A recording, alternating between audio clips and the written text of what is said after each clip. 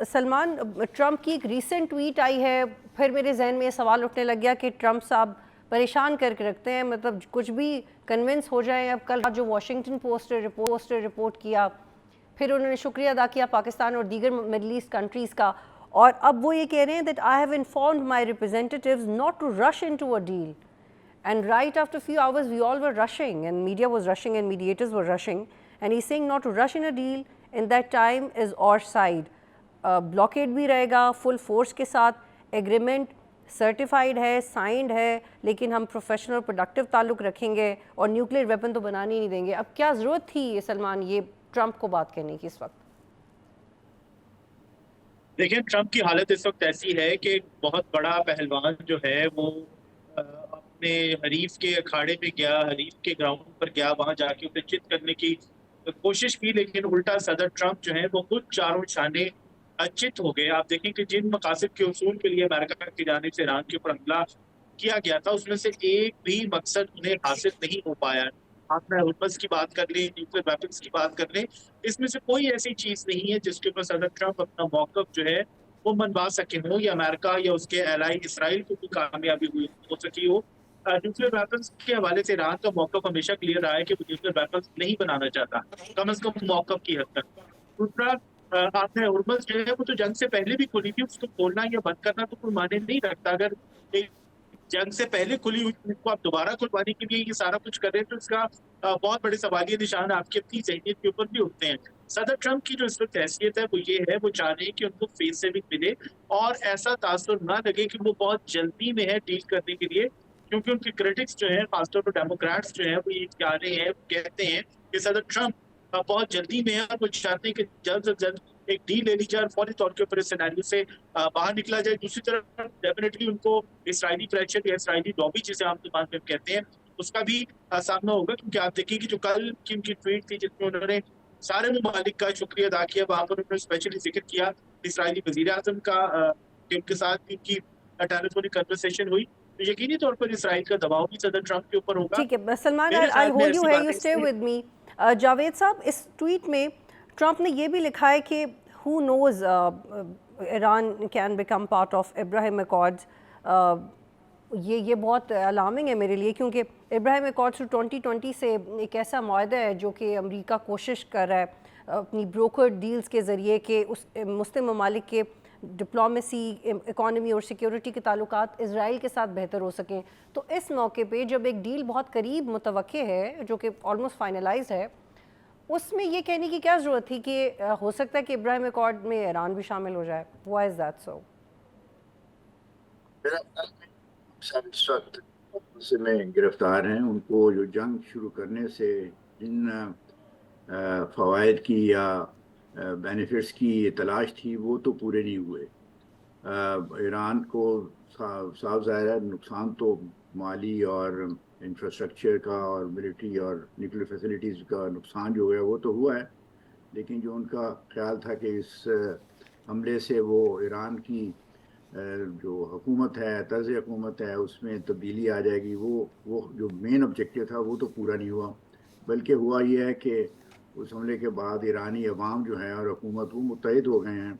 एक external aggression का, external enemy का मुकाबला करने के लिए। तो ये सूरत हाल उनकी तवक्को के बिल्कुल बरक्स थी। अब उनके पास जो दूसरी चीज़ें रह गई हैं जिनको वो दिखाना चाहते हैं कि जो अपने हमले को जस्टिफाई करने के लिए, वो ये है कि न्यूक्लियर के इशू पे ईरान से कुछ ऐसी शराइत मनवा लें जिससे वो जाहिर कर सकें कि 2015 का जो एग्रीमेंट था वो उससे उन्होंने बेहतर कोई हल या एग्रीमेंट अचीव कर लिया। उसमें भी अभी तक उनको कोई खातिर खा कामयाबी नहीं हुई, और मेरा ख्याल में जो कल उन्होंने बयान भी दिया है जिसमें कहा कि एग्रीमेंट साइन होने वाला है, वो बेसिकली एक फ्रेमवर्क एग्रीमेंट की तरफ इशारा था, और उसके बारे में भी मेरा ख्याल में, मेरा ज़ाती ख्याल ये है कि उन्होंने ज़रा जल्दबाजी से काम लिया है। अभी उस पर निगोशिएशन हो रही हैं और उनका तो फिर जावेद साहब, what that could be which is largely negotiated? अगर अब इब्राहिम अकॉर्ड्स की ऑप्शन भी आ गई है और स्ट्रेट ऑफ हॉर्मुज़ पे भी मज़ीद बात होनी है और न्यूक्लियर एस्पेक्ट पे कुछ फाइनलाइज नहीं है, तो what is that which is largely negotiated? क्या हो सकता है? देखिए, यहाँ तक तो अब्राहम अकॉर्ड का जिक्र आ रहा है, वो तो उसका सवाल ही नहीं पैदा होता। अभी तो चंद अरब ममालिक यानी ख़ास तौर पर सऊदी अरेबिया ने उस पर एग्रीमेंट रजामंदी का इजहार नहीं किया। तो इसलिए ईरान से ये तवक्को करना कि वो अभी मुस्तकबिल करीब में या बईद में भी इब्राहिम अकॉर्ड को साइन करेगा, तो मेरा नहीं ख्याल कि उसकी कोई पॉसिबिलिटी मुझे इस वक्त आजकल के हालात में नज़र आती है। जब तक फ़लस्तीन का मसला हल नहीं हो जाता, ईरान से ये तवक्को करना, ईरान की मौजूदा हुकूमत से कि वो इब्राहिम अकॉर्ड का हिस्सा बनेंगे, मेरे ख्याल में खाम ख्याली है। जहाँ तक बाकी दूसरी जो चीज़ें हैं, स्ट्रेट ऑफ हॉर्मुज़ जो है वो इनके हमला करने से पहले खुली हुई थी, और अगर उसको दोबारा खोल दिया जाता है तो अचीवमेंट तो कोई नहीं हुई हो, तो दे आर यानी दोनों पार्टीज जो हैं they are returning to status quo ante, यानी 27 फरवरी को जो हालात थे उसके मुताबिक हो जाएगा। और ये जो इस वक्त एग्रीमेंट जिसके ऊपर निगोशिएशंस हो रही हैं, उसका बेसिक वो एक फ्रेमवर्क एग्रीमेंट है, जिसमें लगता यह है कि होगा कि एक लॉन्ग टर्म सीज फायर या एंड ऑफ हॉस्टिलिटीज़ का ऐलान किया जाएगा, उसके बाद स्टेट ऑफ हॉर्मुज़ को खोला जाएगा, और फिर तीसरा ये होगा कि न्यूक्लियर इशू पे और दूसरे जो इश्यूज़ हैं उनके ऊपर बातचीत की जाएगी, और उसका जो एग्रीमेंट है वो आगे 30 दिनों में या 60 दिनों में, 1-2 महीने में वो आगे आएगा। तो ये तो अभी पहला मरला था, और इसमें जो है कम अज़ कम इसका ये ईरान को। ठीक है जावेद साहब, प्लीज़ आप मेरे साथ ही रहिएगा। सलमान, पहले ये अब समझा जा रहा था कि ब्लॉकेड उठा लिया जाएगा और स्ट्रेट ऑफ हॉर्मुज़ को खोला जाएगा, और जब शिप्स गुजरेंगे तो बाकी बातचीत उसके बाद होगी। लेकिन अब तो ट्रंप ने कह दिया कि ब्लॉकेड भी रहेगा और फुल फोर्स के साथ रहेगा जब तक एग्रीमेंट हो जाता है। और अब news agencies, for example American news agency ये रिपोर्ट कर रही है कि ये डिसाइड हुआ है प्रॉबेबली कि कोई टोल्स नहीं होंगे उन शिप्स के ऊपर जो ट्रांजिट हो रही हैं, फ्रीली मूव कर सकेंगे, और ईरान भी अपना तेल आज़ादी के साथ बेच सकेगा। और ये भी रिपोर्ट किया जा रहा है कि ईरान ने ये फुली कमिट किया है कि वो कभी परसू नहीं करेगा अपना nuclear programme, which is quite unlikely. देखिए, ईरान तो न्यूक्लियर प्रोग्राम के हवाले से कभी भी मेरा ख्याल है कॉम्प्रोमाइज नहीं करेगा। वो अपना न्यूक्लियर प्रोग्राम कम से कम पीसफुल पर्पस के लिए हमेशा जारी रखना चाहेगा, और उसमें मामला ये है कि जो न्यूक्लियर फ्यूल है उसके लिए डेफिनेटली वो एनरिचमेंट से तैयार होता है। एनरिचमेंट ईरान की सरजमीन पर होगी या नहीं होगी, जो मौजूदा एनरिचमेंट एनरिच यूरेनियम है, हाईली एनरिच यूरेनियम अराउंड 60%, उसका फ्यूचर क्या होगा, वो बेसिक तनाज़ा है। ईरान के लिए जो पीसफुल पर्पस का न्यूक्लियर प्रोग्राम है वो जारी रखना मेरा ख्याल है कि वो इतना बड़ा इशू नहीं है। और जहाँ तक बात है स्ट्रेट ऑफ हॉर्मुज़ की, स्ट्रेट ऑफ हॉर्मुज़ के हवाले से ईरान की जो IRGC नेवी है उसकी भी स्टेटमेंट सामने आ रही है, और इरानियन जो मीडिया है वो भी बता रहा है कि लास्ट 24 आवर्स के अंदर मेरा ख्याल है कि जो मेरे पास लास्ट डाटा है उसमें बताया गया था 30+ शिप्स जो है मुख्तलिफ अकसाम के, जिसके अंदर जो कंटेनर शिप्स हैं वो भी मौजूद हैं, जिसके अंदर जो टैंकर शिप्स हैं वो भी शामिल है। 30+ शिप्स ने स्ट्रेट ऑफ हॉर्मुज़ को ईरान की कोऑर्डिनेशन के साथ क्रॉस किया है। तो स्ट्रेट ऑफ हॉर्मुज़ जो है उसके अंदर आपको थोड़ी थोड़ी ईज जो है वो गुजरने के अंदर, आमद और रफ्त के अंदर वो दिखाई देना शुरू हो गई है। लेकिन प्रॉब्लम, जैसे कि जावेद साहब ने पॉइंट आउट किया, कि स्ट्रेट ऑफ हॉर्मुज़ को खुलवाना तो कोई इशू नहीं है, वो जंग से पहले भी खुली थी, और आपने अगर ये सारी जंग स्ट्रेट ऑफ हॉर्मुज़ को बंद करने और फिर बंद करके दोबारा खुलवाने के लिए की थी, तो ये बिल्कुल एक बेकार किस्म की एक्सरसाइज थी। इसको जो इशू है वो ये है कि ईरान के साथ जो दो बड़े इशूज थे, डेफिनेटली उसके अंदर ब्रिज यूरेनियम का मामला बहुत ज्यादा इम्पोर्टेंस का हामिल है। वो एक बोन ऑफ कंटेंशन है अमेरिका और ईरान के दरमियान कि ये मसला किस तरह से सॉल्व किया जाए। दूसरा, बाकी इशूज मेरा नहीं ख्याल कि कोई बहुत बड़े इशूज हैं। आप देखिए कल जो IS प्याग की प्रेस रिलीज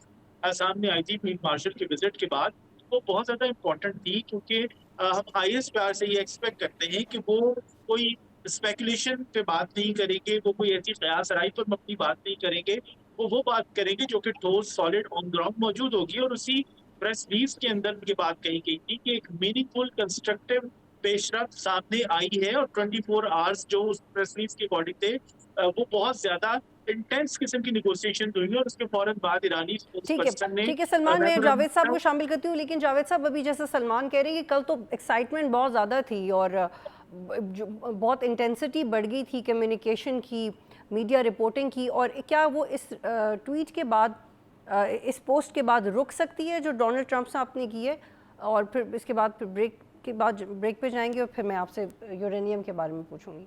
एक्शन आया है वो पहली ट्वीट के बाद जो ट्रंप साहब की थी, उसके बाद उसके ऊपर उनको अच्छा खासा क्रिटिसिज्म हुआ है। और ये जो अब दूसरी ट्वीट आई है, ये लगता है कि वो थोड़ा सा उन्होंने अपना स्टेप बैक किया है टू शो कि अमेरिका अभी भी एक स्ट्रॉन्ग तरीके से निगोशिएशंस कर रहा है। तो जो मामलात अभी हाल में रहते हैं वो न्यूक्लियर इशू के बारे में होगा कि यूरेनियम एनरिचमेंट का